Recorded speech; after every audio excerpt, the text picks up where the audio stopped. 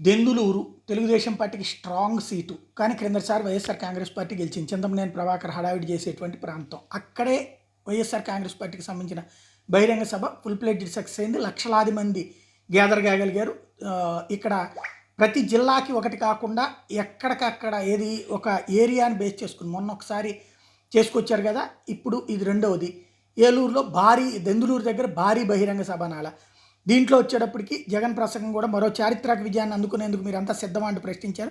ఇంటింటి భవిష్యత్తును మరింత మార్చేందుకు మీరు సిద్ధమా? దుష్ట చతుష్టంపై యుద్ధానికి మీరు సిద్ధమా? పేదల భవిష్యత్తును కాజేసే ఎల్లో వైరస్ మీద యుద్ధానికి మీరు సిద్ధమా? రామాయణం మహాభారతంలో ఉన్న విలన్లందరూ చంద్రబాబు, ఈనాడు, ఆంధ్రజ్యోతి, టీవీ5, దత్తపుత్రుడు రూపంలో ఇక్కడే ఉన్నారు. ఇంతమంది తోడేల మధ్యన జగన్ ఒంటరిగానే కనిపిస్తున్నాడు. కానీ నిజం ఏంటంటే కోట్ల మంది హృదయాల్లో జగన్ ఉన్నాడు. జగన్ ఒంటరివాడు కాదన్నది ఇక్కడ కనిపిస్తున్న జనమే నిజం. కోట్లాది మంది గుండెల్లో జగన్ ఉండటమే నిజం. నాకున్న సైన్యం, బలం దేవుడు, ప్రజలే. జగన్ ఎప్పటికీ ఒంటరివాడు కాదు. నా తోడు, నా ధైర్యం, నా బలం పైన నా దేవుడే. మీరే, నాకున్న నమ్మకం మీరేనంటూ వచ్చే ఎన్నికల్లో రణక్షేత్రంలో మీరంతా కృష్ణ అయితే నేను అర్జునుడిని. దుష్టచతుష్టైన దాడి అంతా అభివృద్ధి సంక్షేమం మీదనే.